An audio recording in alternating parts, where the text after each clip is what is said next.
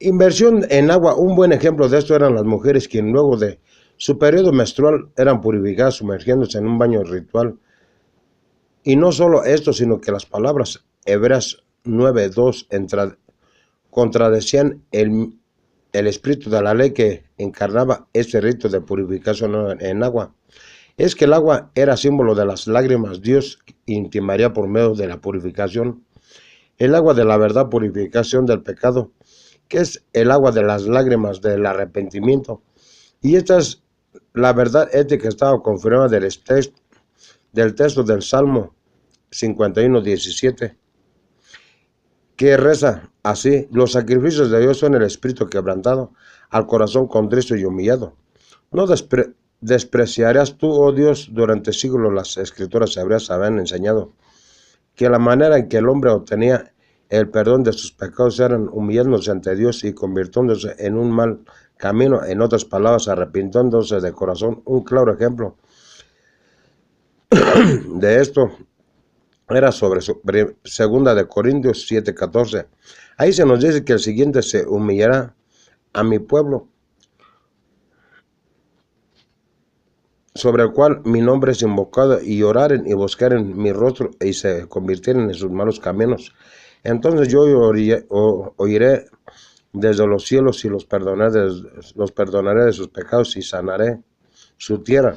De igual manera, los cielos perdonaré sus pecados y sanaré su tierra. De igual manera, Jeremías 36:3 enseña que Dios perdona el pecado del corazón arrepentido sin necesidad de sacrificio alguno.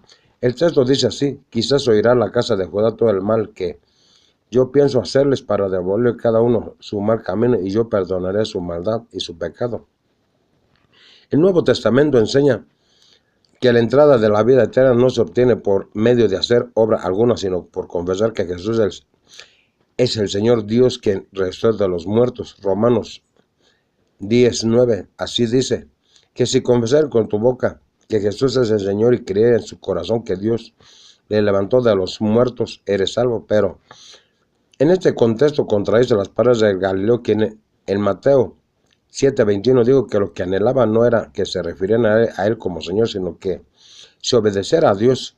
El texto reza así: no todo el que me dice Señor, Señor entrará en el reino de los cielos, sino el que hace la voluntad de mi Padre que está en los cielos. Y con respecto a cuál es la voluntad del Padre Celestial, Lucas 10:25-28 aclara que es amar a Dios y al prójimo, es decir, vivir una vida de arrepentimiento.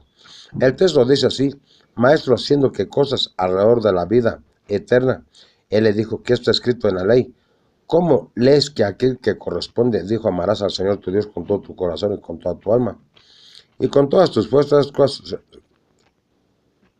y con toda tu mente, y a tu prójimo como a ti mismo. Y le dijo Jesús: bien has respondido, haz esto y vivirás.